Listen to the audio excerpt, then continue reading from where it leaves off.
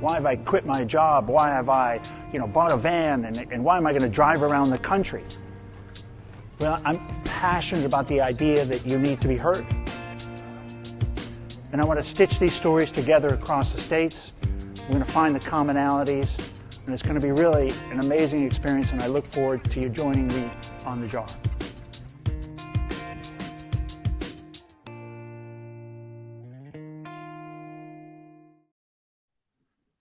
Hey, everybody. Welcome back to Mental Health Today. Your host, Ken. Really, really happy to be here back today, back in the groove. I had a couple of days off. I was doing some horse equine therapy down in Sonoyta, Arizona, really close to the border, and fantastic experience to get a chance to really work with animals and professional coaches that kind of put those two together. The little commercial you just saw was me about 18 months ago, kind of pontificating what I might see as I travel the country, 111 cities, interview 444 people. And really, about halfway through, that's what I saw. This is why I started the Mental Health Today podcast, because of the crisis I saw. Really so many stories in my podcast journey on the jar involve stories of mental health. And so I, kind of committed to start this podcast to really find out what people are doing, what are companies doing, what are the pioneers that are out there trying to figure this out and doing different things and trying to get a handle on it. And we talk about cost, we talk about education, the stigma, access, and I think today's guests in the company kind of really go to the education, the tools, the cost, the access. I mean, Jennifer and Carter, I think Uplift University or Uplift Uni. Is it the new branding? Yeah, Uplift. Yeah, Student Uplift. Yeah. So the student, I think what you're doing, and just a quick conversation and a little scan on the website, I think you're kind of hitting all four of my sweet spots. So you're going to kind of steal my, that's my whole program, is to try to attack those four. And it seems you've got those lined up in one tool set. So welcome to the show. Thanks for being a guest. Thanks for carving out some time and patience with me while I traveled and got settled into my new location. Jennifer and Carter, welcome. And what's going on? Tell us about your journey and how you got here and what you're doing. Thank you. Thank you, Ken. And I really appreciate you kind of having us here. It's a pleasure to kind of share some common, at least themes that we've been talking about, specifically the mental health, right? Yeah. Post-pandemic, what has actually happened is it's actually highlighted a significant way of taking some of the stigma out and having an open conversation. So that, one of the good things that I'm kind of looking at from what has happened because of the pandemic is it's helped us to open more dialogue around, the mental health, kind of trying to get away from the stigma that we are all used to when we actually talk about mental health issues, right? So it's an important time frame right now. And what at least Jennifer and we've been kind of focused on in Student Uplift is to be able to have that engaging content and with a human touch so that we can actually bring it to every student so they can be much more healthier as they go through their graduation or college journey. Yeah. So when did you start it, and what was the motivation? How did you kind of come upon this idea? So, it was me and another co-founder of mine, Rashid. So we were literally, as you were talking about, you were pontificating on how you, dealing with animals and how things were. So Rashid and I were kind of pontificating on how we can actually look at mental health, because both of us had a personal interest because our families had some mental health issues within the family, which is had some significant impact to us. So we were trying to look at how can we actually enable a way for students to kind of at least start becoming much more mentally healthier, but have immediate access for them, a way which can be part of their own experience, right? We all know that 95% of the students or young adults, if I might say, they all have phones, right? They have phones in their hand. And that phones and social media has given them access to a lot of content, but it's not a structured content to kind of help what you need to do, right? And so part of what we've been trying to thrive and build out at that point is like personalized content for the student based on what they've been going through. And can we actually use the medium that they used to all the time is the phone? Can we actually get to them? And so that's how the Mm. idea kind of got generated, was talking at a personal level dialogue, which led into what can we do to kind of help Yeah, yeah. this population. And I don't know if you know this or not, like, this is an important fact that everybody needs to understand, since you're very passionate about mental health as well. It's psychologically kind of research has proven that the lot of mental health challenges and issues start cropping up between the age of 16 and 18, right? That's the age. Oh, So yeah. an example I can give you, right? Like people with bipolar disorders, right? They come to know more about that between that age of 16 and 18, which is a crucial time where they need to get help, right? Like they need to be able to get access to help in driving, those behavioral changes that they want Mm. to do. So that's one of the reasons that, like, the question a lot of people ask me, why and what was driving this and why you do Yeah, yeah, want to yeah. focus on in students, is because of that. I, interesting for me, a question pops up and just like tickle in the back of my head. You've got it in, the app is already in some schools, in some universities. So we are trying to get to a beta right now. So So there's about getting to the three, beta. Okay. yeah, three local kinds. We are trying to work on getting things set up for them. So that is where we're going to be proving some of Yeah. our hypothesis as well, right? Like we have things that we've been focused on: retention, we've been focused on attendance, and we are focused on Mm. GPA as well, which can, which mentally healthier students can start building their credibility to that process, right? So can get better Yeah. as they go along. So yeah, so we are in the process of trying to get that in front of few universities and colleges within the Midwest. Yeah. Is, as you were describing that, the need at 16 and 17 and 18, and I can imagine some university students hitting the campus, downloading the app, start to go through stuff. I wonder what kind of self-diagnosis you're going to end, like how many people will actually discover where they're actually at mentally, where their health, where their mind health really is by start engaging with the app and So learning. The first time they would have seen anything, any tools possibly. no, exactly, right. Like, so what happens is lot of the tools, if you look at that's currently available, right? Like it's more static, where you have different categories of areas, and then some questions behind it to kind of drive Yes. them to a Yeah. certain assessment, right? What at least our philosophy at Student Uplift is, things keep evolving, right? Like, whenever you do an assessment, it's not like a point in time Hmm. you can actually build a program out. So things evolve. Like, for example, like students going in before exams, they get more anxiety, right? Or post exams, when they're looking at the grades, they might go through anxiety and depression. So there's a ongoing process that we are trying to build. That's the hyper personalization I was talking about. On a constant basis, we evolve like these categories so that we can actually continue to kind of give them that incremental programmatic changes so they can Uh, move towards a positive behavior, right? That's the key part of it. And in building some of that, we're actually using some of the newer technology of AI and generative AI into it, because there needs to be more of a contextual relationship on okay. what you're actually going through, right? Because you cannot have the same standard 20 questions, right? And ask them on and on, but you need to have, based on certain questions, you might have to invent other questions to kind of get much more deeper insight into Yes. what they're going Yes. through. So one of the things that we are using is we are using an artificial intelligence model to be able to bring those category of questions Hmm. that we can bring in. And this is like not a one-time done, right? Like it's a and kind of continuous, what I would say, a process as you go through the journey.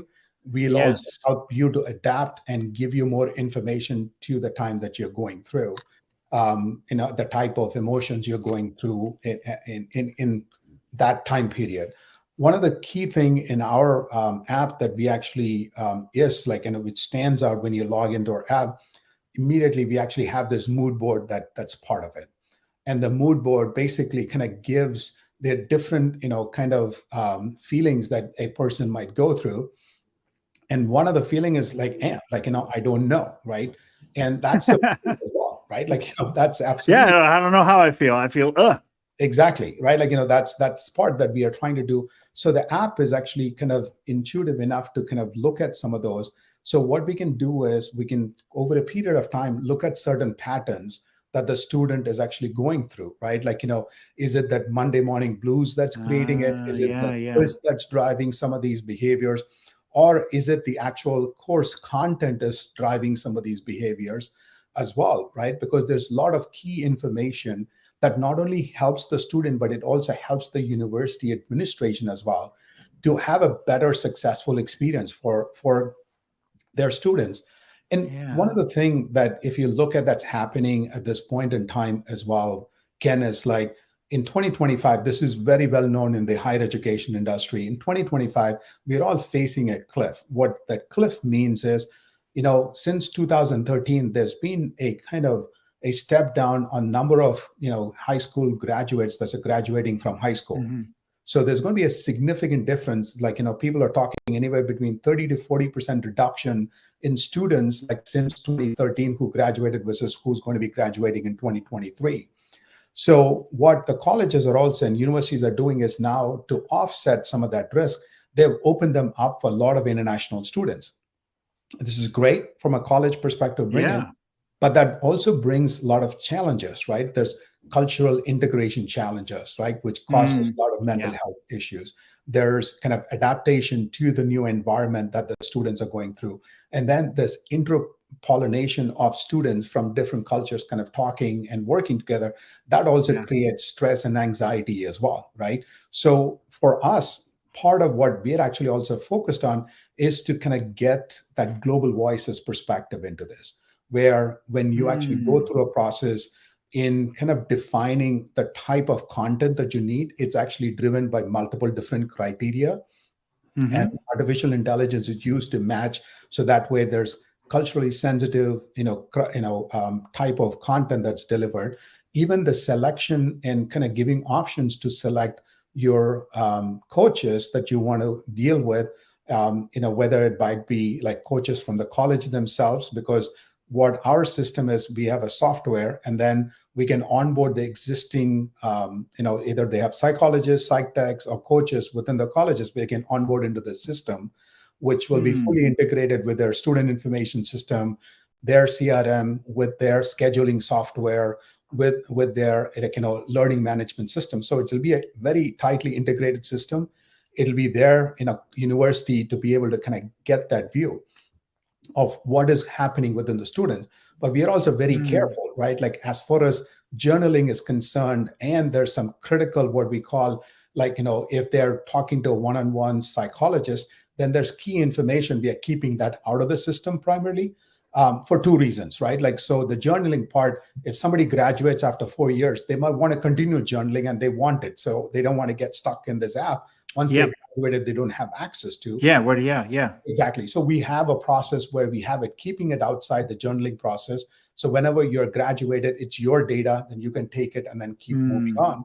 And then as far as medical data, like for medical billing, dealing with coaches, like specifically who are psychologists, we keep that out of the system as well, right? So that we don't want those private sensitive data to be able to kind of given to the colleges themselves, because it's not college data, it's individual person's data. That's student data. So we are very, very clear about like data segregation, data privacy that comes around this, and Mm. structurally kind of go through that, and so the colleges do understand what their responsibility is, and then the students understand what they're opting in and opting out, so that there's no Yeah. confusion on the data issue that comes with that. Mm. Yeah. As you were talking through that, Carter, I think the again the kind of the thought that comes to mind is you have so many, you have all of these individual psychologists around the country, or even say a particular city around a university, a small ecosystem, and different people going into different therapists, and the therapist recording things and hearing things differently because every day is different. They have a different emotion, different emotional set, different attention spans, things in their heads. Even the therapists are human. Yep. And that gets put into a journal, and that person sees it, and that's it. And, they make some advice, and then they come back and see what the client said, and then they make an adjustment. And, that probably is not used as a data point for anything.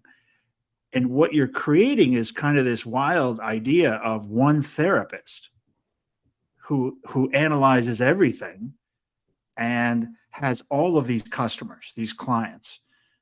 So it's interesting. You'll have people that do interact at least with the system, maybe not the people, but as they go into the app and use it, you'll probably find that you'll start to see a lot of ways that you'll learn off of that community that you're building. Exactly, right? Like it's that It's community. powerful. Exactly, right? Like you actually look at that community behavior that you can Yeah. start building, insights into it. And it can actually help, like, generations to come, right? Like, so you can be Yes. proactive. Like I mentioned, that 16 to 18 age, which is a critical age. And the more and more insights we get, the more we actually start getting, ahead of the curve and having a proactive Hmm. dialogue and discussion about it, right? Rather than just being reactive. Because once you get the counseling, you're always reacting, right? You're not being proactive about it. Yeah, I love data. I'm a data person. I love data. So, and I get how that fits in, and to kind of see how you can, and you've got AI, so you've got a way to look at the data as well. Um, and that coaching and the things that you put in front of them. And as people, and you have the mood board to know when they're, you've got some really good data points. You plug in Exactly. there, university schedules, the seasons of the stress. You'll have a season, like you'll literally have like the green season and the yellow. Oh, it's red season. It'll go through the curve, because like if you look at it, like, in the folks in higher education, they all know that we actually go through two curves in higher education, right? So one Yeah, is yeah, during the enrollment cycle, which is during the fall time, right? And then the yes, next yes, one is the summertime, where people are all trying to apply for colleges, looking at their next majors and all that. So there's this two curve that actually goes in. Um, yeah, bec- you know, the key, if you look at it from a standpoint, there's a lot of data, but if you boil it down, right, and focus on student success, right, that's the key that mm, we're actually trying to work on, is student success, right? How are okay, we enabling an environment for student to be very mm, successful, so they can drive, like, and focus on their dreams, rather than kind of worrying about like what they need to be kind of going through, all the way from sleep cycle to kind of getting to meditation, calming themselves down, to the type of dietary measures, which is what okay, type of exercises you do. This is a one place you actually come in, where we are able to curate hyper personalized content for them to kind of drive. One of the key things is also, like, as part of the student success, if you talk to higher education professionals, right, it's a student engagement, right? mm, Because the way things have become, right, like, if you look at, people are used to TikToks of the world, people are used to reels, right? And I was talking the other day, and an average, like a student, or like, even a young adult, in 2 hours they scroll through 500 videos, right? oh So my God, if you look at it from that standpoint of, in that much of attention span, what are you going to capture, right? So imagine, even in that, like if you're able to curate, even like let them do a lot of those videos, but curate the content which actually has a theme, has a relationship from one to another, so you can actually look at and oh, focus on interesting, content, right? And if you're able to do that, then what happens ah, is it starts pushing small behavioral changes, which actually, small changes becomes a true behavioral change over a period of time. hmm, So that, I would say, is one of the, critical component that we have, is that student success and student engagement in driving the content into their own way. Because a lot of times the challenge of app becomes, is app basically tells, here's 5 steps you have to do. But what if the student doesn't want to do those 5 steps, right? They want to do 1, 3, and 4. And a lot of the flexibility is not there. But part of what our software, that's why that artificial intelligence with that human touch is a key component for us and our success going forward, is being able to create that hyper personalized approach for them to adapt to what they want and the type of way they want to do. And there's multiple ways, like, we can actually get the data to create that program for them that they can actually be successful with. really interesting approach. I mean, honestly, pretty clever. And the way the way you looked at the problem, and then kind of putting the pieces together. How to get customers? What's how's the plan? I mean, this is a tough market to crack, right? Absolutely. Um, I mean, universities are just, I could think of the last few things that I'd ever, as a salesperson, I would like the last places I would ever want to find myself banging on a door asking for an order. And I think any kind of large institutional place like a university would be top of my stress. I'd have stress. I'd need your app for at least a month before I did my first call, just to get myself psyched up for it. And we're happy to sign you up, Ken. Like, you'll be one of the beta testers. We can actually sign you up in there. Oh, it's like, It's a very true problem statement, right? Like, because now what, at least from my perspective, what I'm looking at it is we are a very hyper personalized, both for the student yeah. and for the university app, right? So it gives you that hyper personalization. It has the AI, it has the component that you can actually make. Now, even if you take all of that out, Mm-hmm. we're actually looking at, like, that is going to be for colleges. College, anybody who actually onboards into our system, both our coaches, whether it's existing college coaches or new coaches they want to actually get in from our Okay. standpoint, they go through two levels of standards of like internal certification. So one, even if you're a psychologist, even if you're a psych tech, even if you're coaches, you have to complete a certification process internally for us, for you to be a coach within the Student Uplift Okay. platform. The second part is as we deploy to different colleges, we are not basically going selling this as Student Uplift app. We are actually saying, okay, it's your college app, like it's branded with the college name. It's Mm, available in the app store with the name of the college. And then only the students who you give access to get access into the system. And the data mm. privacy, the terms and conditions is all of the college compared to us, right? Because we are not Okay. defining any of those criteria, because this app is going to be running integrated with the college system. So that is a pretty big win. Like, you're not having, that as a service, Paul, like, here's the students, like, you guys can have access, or girls can have access to this service. Instead, we are saying is like, no, this is an integrated system. So we are going to be looking at your health being much more effective. We're going to help you with that. But we can also, meaning the colleges themselves can also learn out of this, right? Like, is it certain courses are, kind of on constant basis creating anxiety with the students? So that might be good for them to take a hard look at the course curriculum and the course syllabus and see Yeah. driving that, right? So you're not only getting insights, the one that you were talking about, Ken, is the data. You're not getting data insight just on the students, but you're getting data insights on how you as a university, how you as an academic or administrative side, that you can actually do better things, and to help the students to be successful, right? So it is a win-win situation. So where it's a tightly integrated ecosystem with your colleges, it's Yeah. branded in your college name, so your data privacy and all that is actually done. The coaches who actually work in the system are double certified. They're Yep. certified on the courses, but they also are certified on your brand, because they'll go through a brand training. So when we align, them, so they already know the brand that they're actually going to be reflecting themselves on when talking to the students themselves, right?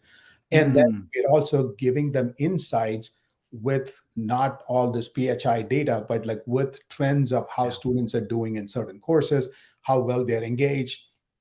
Now, part of one of the thing I would love to do, and this is something that I want to partner with some of these, colleges and universities as we go through, Ken, is start getting a reward-based system, right? One way to kind of have more engagement for students to be successful in going through some of the courses and having touch points and workshops, and being able to kind of work with, a coach for you, even if you want to do a one-on-one, is a reward-based system, right? Which that's reward also kind of helps you to create that incremental changes. Like, like I was telling before, that incremental changes becomes positive behaviors, right? So it's that push that we can go through. Mm, One of my, and so I'm sometimes kind of told, like, bring some crazy ideas. One of the ideas that I want to do is like, let's get a quiz, like, a get out of free jail card off for a quiz out, right? So that might be a reward. Like if you finish this course for a 6 months, like a 4 month semester, at the end of the fourth month, like if you're consistent and you've been able to go through and show that you've changed some of your changes that you wanted to see in Yeah. getting out, then you get a free card from one of the quizzes, right? Like I'm not saying it is the one reason. I mean, there's other ways we can go about it, but that's an idea that we can actually float and talk to, where there's incentive for the student and Mm. there's incentive for the college as well and the university for them to drive more student engagement. Or maybe give a course credit, give Yeah, 1 hour, exactly. give Yep. 1 hour credit, Yep. right? That's I a mean, good if they idea. go, I mean, the app, right? If you go through the app, it's very easy to see how they way more traceable than any kind of student engagement in the classroom. I mean, Exactly. how do you know what a student's doing in a 300-person lecture hall? No, and I've seen, like, Ken, I've seen examples, right, where people come in and then, at least tell the professors. The reason is I'm also an adjunct professor, so I kind of see some of these cases as Okay. well, where they come in and says, well, I'm having suicidal thoughts right now, so I want to get out of my exam. Like, can you basically defer or give me an additional credit for that particular course or take another, Oh, right? So sometimes, like, you cannot, like, understand from their shoes. Like, you're looking at from a professor standpoint, well, like, I'm not sure, like, I trust this. But if they have actually yes. shown and if they've proven that they've been taking some steps, they've taken some effort to kind of look at it, then you're actually would want to give that credit, right? Would Yeah, want yeah. that student out. So this will be another path that will basically help the colleges and the student themselves to figure out, like, how do you help them? Because student success is all about, like, they always look at academic performance and financial kind of situation. But Hmm. my thought process, the underlying fact is mental health. If they're mental Yep. healthy, it doesn't mean that they don't have academic performance. They'll have academic performance issues. They might have to kind of work, and the college has to work the way they've been working on. Or in some cases, things happen, right? Like, family situations change and you need more additional financial part. Mm. But even in those scenarios, you still need because they either going through anxiety or depression of the changes that's happened in their life, or they're looking at the grade point average and saying, oh my gosh, everybody else is 3.4, I'm at 2.9. So they need some level of coaching and coping that they need to work through. So that's the differentiating factor that I feel that we are going to be selling ourselves. Like I said, like, we have 3 beta clients that we are working on the letter of intent at this point, Ooh, I love it. right? And our idea is to kind of have at least 20 clients by end of the first semester that we want to get to. Okay. My idea, if you ask me, is like, I want this app like running in all the universities in the US, and the reason why is it's an integrated platform. You can Yep. use your own coaches. Like, you don't have to, because a lot of times when they have some other organizations come in, Yeah, you have yeah. to change the coaches. You don't have Yes. to. What we do is you let your coaches in there, but we get them certified to certain levels. So there's structure behind Okay. it. You can track it. There's artificial intelligence built into this. So as things get, more and more refined in the artificial intelligence state, we will also start kind of working our ways through, because internally we have this mindset, like, we have to start with assisted AI, then we have to move to collaborative AI, then we want to go to full autonomous AI, Yeah. right? Like a Yeah. structured approach of how we want to go as far as delivering the content leveraging AI. So there's a Okay. intentional thing of unbiasing all these historical Yeah. biases out and deliver that solution. And this is going to be reflecting their own brand, not a different brand, right? It's reflecting their own brand, Yeah, and that's good. help them to kind of self-reflect, even and the university themselves, right? It's not only people self-reflection, but as a university, you can try to figure out, is your courses working fine, right? Is there challenges in the delivery of the course itself, right? Is there other cultural, kind of accommodations that because of the new things that's come up, that they need to be looking at and not doing? There's so many different things you can actually get insights, Ken, like Yeah. data Oh, can, yeah. right? Data doesn't lie to you. It tells you how it is. But as long as you can look at it, there's so many different benchmark you can actually do. As you can see, I'm very passionate about this because I want to make sure Mm. our students are very successful, and I want the colleges to be very successful as well. Yes. Because part of it is, like, I've learned in my personal experience, right? Like, so My dad, who passed away a few years ago, even though he did not graduate, high school, he made sure all of us, like all of his kids, were basically, there's four of us siblings, we all were educated, and we were, he took loans to kind of make sure we studied. And part of Mm. that was like, it has actually made all of us successful, right? Like in our lives and careers that we can become. So that's, at least the thing of education is a much more important aspect towards me. So I want to do, if we can actually help the students and Yes. help the universities at the same time to be successful, nothing like it.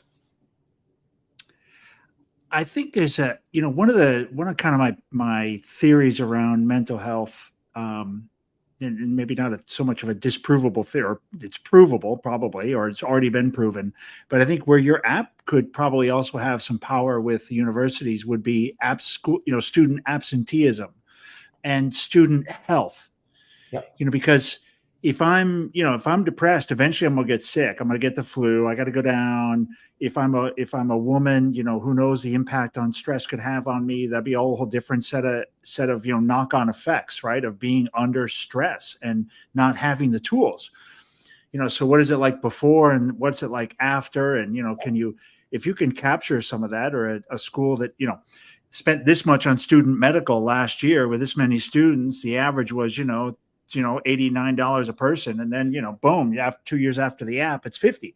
And absenteeism, I think you could drive down absenteeism massively with a good support system. Exactly.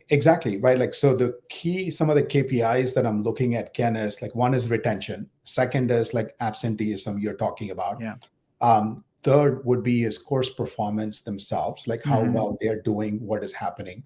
And it also helps you to kind of start looking at like how, even grade point averages, right?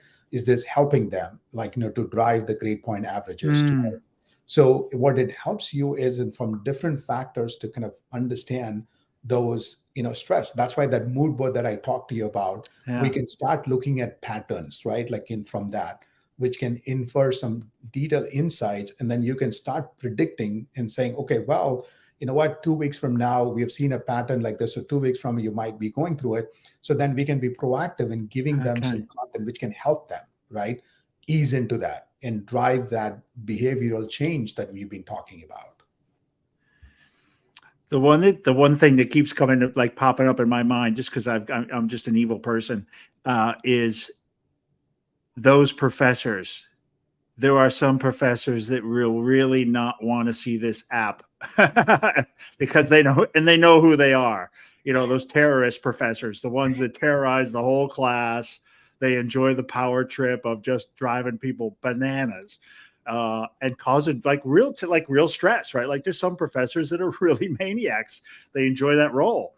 And so it'll be it'll be interesting to think that as a professor, you now know that you're, in a way, all these students could be tied back to your score. Their scores could be tied to your performance, I guess, is a Exactly. way to say it. Exactly, right? Like, because part of it, what's going to happen is like your performance of a course, right? Like, even the Yeah. content of the course, Yeah. sometimes like you can actually look at, is it driving stress, right? Because there was Yes. much more surveys, which was a point in time surveys you can take. But now what you can actually look at it is much more deeper insights you can actually get out of this data. So this is not only on the mental health side, right? Like I'm saying, there's much more insight you can actually drive for the university themselves, which is a kind of a stellar combination that we are trying to bring in. Because part of mine is like, I've been in higher education for the past few years. I've been a chief technology officer for one of the top consulting company in higher ed. And being a technologist, right, like we are trying to look at like what some of the challenges these universities are facing and how we can actually offset it. So there's so many things that you can actually look at from a KPI drive Mm. perspective to get much more deeper insight. And this is all data driven, right? So this is Oh not like yeah, yeah. There's no emotional. opinions. Yeah, there's no Exactly. emotion. Yeah. I could see going into I'm trying to think of my one class that I would have called cost accounting, 400 level cost accounting. And I had this professor, and he was one of those guys. I would love to get a text message that says, "Hey Ken, you're about to go into cost accounting for 32. How do you feel about that?" smiley face, straight face, sad face, stressed face, you know, suicide emoji, like, and you could get all 300 people get that ping. And Exactly. wow, Right? man, Well, scary the data. You could really drive some good change with that. and exactly. So part of it is also what we are doing is we are keeping all of this experience within the app as well, right? So you don't Yeah. have to Yes. go to multiple, that's part of the Yes. challenges a lot of higher education has is like you have to go to multiple different systems for you to look at it. Yeah. So what we are actually trying to do is for mental health, this is the one-stop shop, right? Like you come in, you help, and then what we can also do is you can actually put some additional questions that if you want, like right before exams, right? Like send a question out, how do you Okay. feel in the mood board? And it goes to every student in the college, right? Each one of them have access to this app and they can actually tell you how things are. And then based on how they perform, like what they're responding, you can start looking at different types of trends, right? Well, these courses, they see people seem to be extremely happy, right? And then we can say, okay, let's Yeah. ask them some follow-on questions. What is driving you to be extremely happy, and can we actually look at replicating Yeah. that for Yeah. other courses, right? Or to your point, is there certain courses that are creating a lot more anxiety and depression? Is there things that we can actually put a better process and approach to drive that? Mm. There's so many different interesting things that you can actually do out of this with the data. And the data is owned by, the personal data is owned by the students themselves. So Right. that's Right. outside the ecosystem. And then the rest of the behavioral data is actually part of the system for them to it's owned by Yeah. the college themselves, right? It's not like us kind of looking at the data. It's they themselves can basically look at the data and then look at the trends. One of Oh, the I really love biggest it. thing that we love to at least we want to do as part of this is like tight integrations, right? And that's what I've been in higher education industry. I understand all the different systems that's in play. So part of our offering was getting that hyper personalization app for mental well-being, but also do that tight integration with the systems. Mm. So it basically becomes much more easier for them to look at it. Because I'm a big proponent of self-service, right? That's what we need to kind of go through as this new generative AI and this new chat GPTs of the world. That's just one. There's hundreds of, I'd say hundreds, but there's in the tens of Thousands. models that's right now that's coming in, like what we call large language models. That's all becoming conversational now, right? So you actually ask a question with chat GPT, it responds back, right? Yeah. Over a period of time, imagine you can actually get insights conversationally, right? Like, so you ask a question as a president of the college saying like, hey, what are my courses who are actually having some significant challenges, right? One of the data point can be from this app, right? Like, well, we see these courses, people are extremely happy. These courses, people are struggling. Is Yes. the insights with that? Okay, great. So then they can go and ask, and why are people, happy in this class? And then it can tell you, here's 5 reasons why they're happy, right? That they've been kind of caught in. So it's a huge opportunity for colleges to have that integrated view with both the technology part and then the human touch part Mm. that we give. So it's not only helping the students, but it's going to help the college and university to basically better themselves. Yeah. And I think that is that, and therein lies the challenge of the sale. Making sure you can find a university that can look at their navel, look at themselves in the mirror, and do that work. And there might be some that are a little bit afraid of doing that work. Absolutely. You, you, Absolutely. But I'm also seeing that change, Ken, right? Like what I'm changing is like that cliff in 2025 is making every yeah. university reflect that, Oh, right? so you do have that's really good. You have that Exactly. pressure to change is Yes. there, Yes. the Because change agent. exactly. The pressure is there. It's Forgot not about far that. away from Okay. you, right? It's less than 2 years Oh, or 18-month runway that you have. So yeah. colleges have to prepare themselves up for the change that's coming along, right? So one, there's never a time that's bad, right, for you to change for the better. So it's a great opportunity for you to come in. I mean, it's an interesting pivotal point, Ken, right? Yeah. Yeah. Sometimes you talk about a perfect storm that happens in this industry. If you look at it, right, like, so this is going to be the first class who are all coming away from this pandemic time, where they started high Yes. school, right, during the peak of the pandemic, which is their growth years of putting their, hours and getting the right number of GPAs to get into college. So they're all coming in, and this is the first year they're kind of flipping over into the college.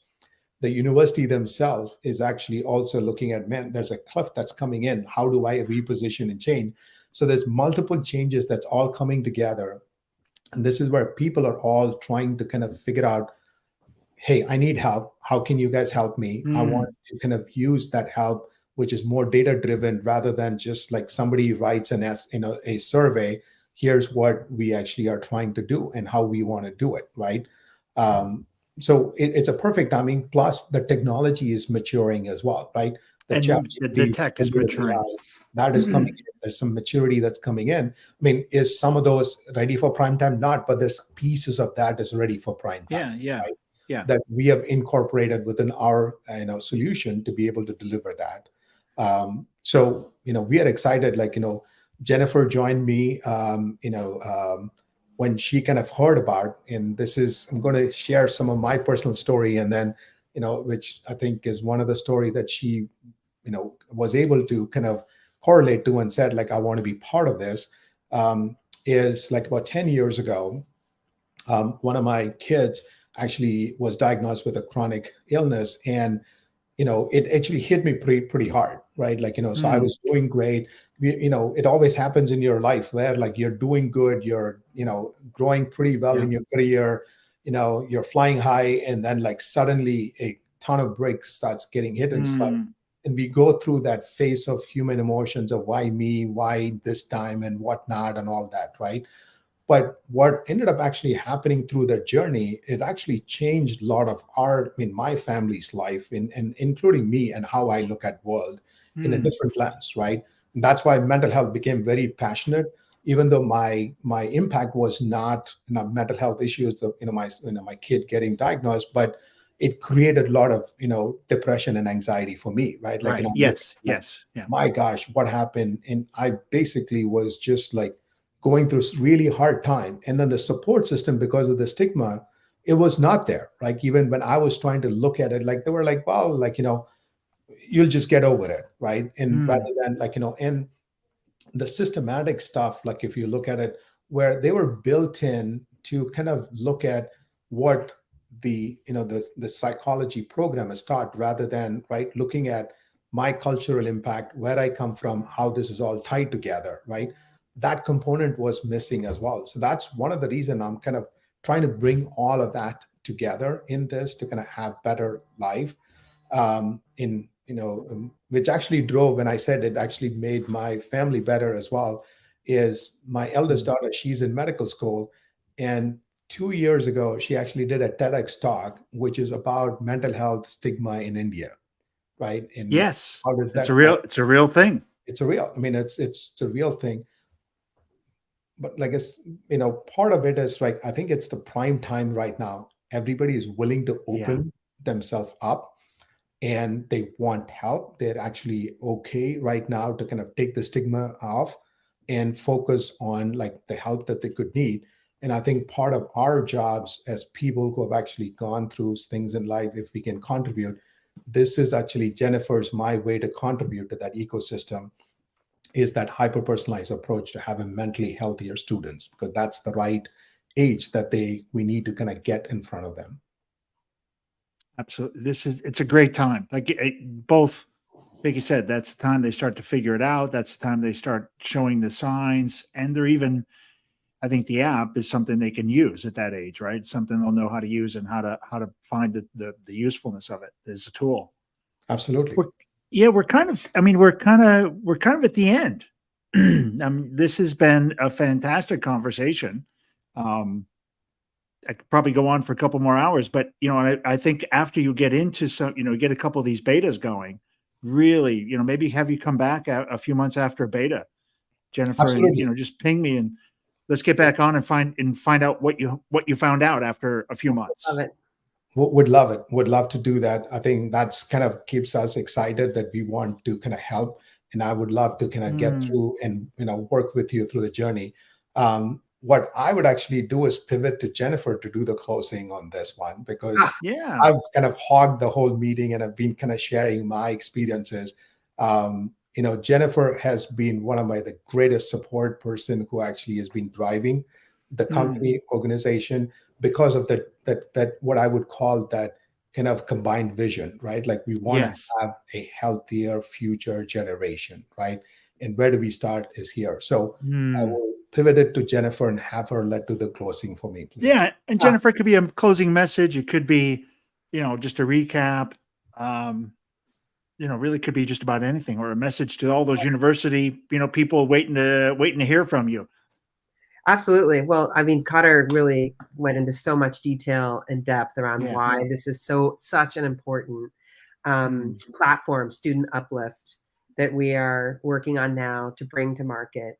The idea here is that it really helps the university students, the college students. It's all about constant engagement. It's Mm. all about getting them to come back. I mean, like, that's the thing with apps these days and driving that engagement. What's really important is not just Yeah. downloading the app, not using it once, but using it many times, because the idea is that the content, which is very hyper personalized in the global voice, it's designed to be built around the critical domains of well-being, right? So Okay. as Ken pointed out, Yes. sleeping, eating, drinking. It's also some of the heavier mental health components, but it's really all about building Mm. positive habits. And to build positive habits, you need constant engagement. So I think that's the only thing I would add here, because Cutter did such a fabulous job of explaining student uplift, why it's Yeah. important to college students, why it's important to university administrations, how this tool's different from a lot of other things in the marketplace is it provides a product that's white labeled, so in the voice of the Yeah. university or college I like to that. the students, but then the university and administrators get to have aggregated data so they can monitor and measure and understand, like, what's going on with their student Yeah. population, see the seasonality, understand, it's not always built around academics. There's a lot of other factors, especially for many of these students, as Carter pointed out, that are leaving home for the very first time in their lives. And after going through COVID, they spend a majority of their time in their bedroom. So it's a really unique opportunity. But Surprise! There's a world out there. thank you so much for having us today, Ken. Really appreciate it. And our web address is studentuplift.com if people want to visit that. And then I'll just note that you can also email Cotter directly. You can see his name up there, cotter.sakaria@studentuplift.com. So Okay. that's the note. Yeah, and we should have this episode up in a few days. I've got a small team of Gen Z or Gen X interns, so they're chomping at the bit for another episode. So this thing may go, it may pop up pretty quick on the audio version. So when we wrap up here, this live version, it will be on LinkedIn, and it'll be posted on all the four Facebook, LinkedIn, YouTube, and Twitter, either under the JAR handle or Mental Health Today on LinkedIn. I finally got I got my 150 subscribers, so we're broadcast on that. And then again, like I said, the audio will be out in less than a week, and you can use that as well as a good share. Can't think of anything else. It's been a fantastic episode. I learned a ton, and I would be extreme. Jennifer, you're really lucky. You got a great ride. This is you found a really good, genius idea and a good company, and it, like I said, right place, right time, Right. right solution. Cotter. Yeah, Carter. Nice, nice job. And right place, that, right time. That is Jennifer, my CMO for you guys, right? She that was beautiful. Articulated. Jennifer, thank you. That was a great closing. I really appreciate that. Ken, thank you for having us. It's been a pleasure. I would still take up on your offer. Like in a few months, we'll keep track, and then we'll come back to Absolutely. you. Have a journey conversation, right? It almost looks like, during Shark Tank and post Shark Tank, like how did we actually do? So we'll come back to you. Yeah, exactly. How did we do? Thanks everybody for listening and supporting Mental Health Today. You can share this episode. If you're listening to this on iTunes or Spotify or one of the platforms, you can share it real easily. Also, please drop down, give us a little rating, give us some love, so we can, kind of grow the audience and help do our part in kind of, tackling the mental health crisis. Carter, Jennifer, hang on for 30 seconds. I'll see you on the other side. Sure. Thank you. Okay. Thank you. Yeah, loose, baby. But we're about to go and make this vessel with these great professionals at Public Glass. We're not part of the community, but we're from the outer family of glass blowing. Yeah, we're gonna go make a magical giant jar with optic lenses so that if you turn it, it changes all the time. So if you change the way you look at things, the things you look at change.